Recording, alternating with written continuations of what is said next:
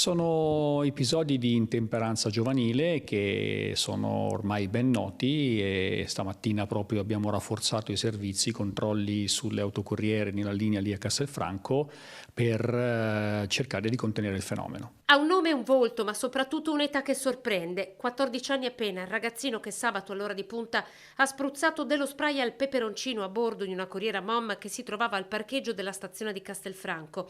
Un gesto privo di movente, una bravata messa a segno per poi darsi alla fuga, ma che ha lasciato i passeggeri nel panico. A risalire la sua identità le forze dell'ordine che hanno acquisito le immagini delle telecamere messe a disposizione da Mom. C'è già un accordo tra noi e la MOM, quindi già forniamo un'attività diciamo di controllo pressoché ordinaria e in questo caso ha funzionato. Il 14enne immigrato di seconda generazione sarebbe stato diretto in un comune dell'Alta Padovana dove vive con la famiglia. È comunque imputabile, è stato denunciato per interruzione di pubblico servizio. Protagonista di un altro fatto di cronaca, il 17enne di Dosson di Casier, cui i militari della compagnia di Dosson hanno trovato in camera almeno 80 grammi di hashish.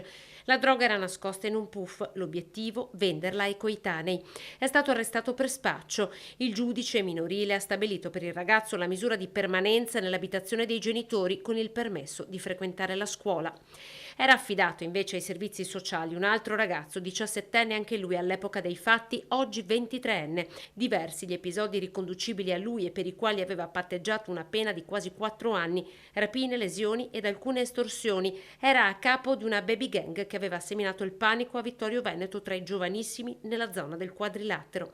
E proprio mentre stava scontando la messa in prova è stato fermato dai carabinieri per un controllo. Per non far trovare la droga che aveva in tasca ha cercato di scappare colpendo al petto uno dei militari. Arrestato nuovamente, ha patteggiato questa mattina in tribunale a Treviso altri 5 mesi e 10 giorni. L'accusa questa volta è di resistenza pubblico ufficiale.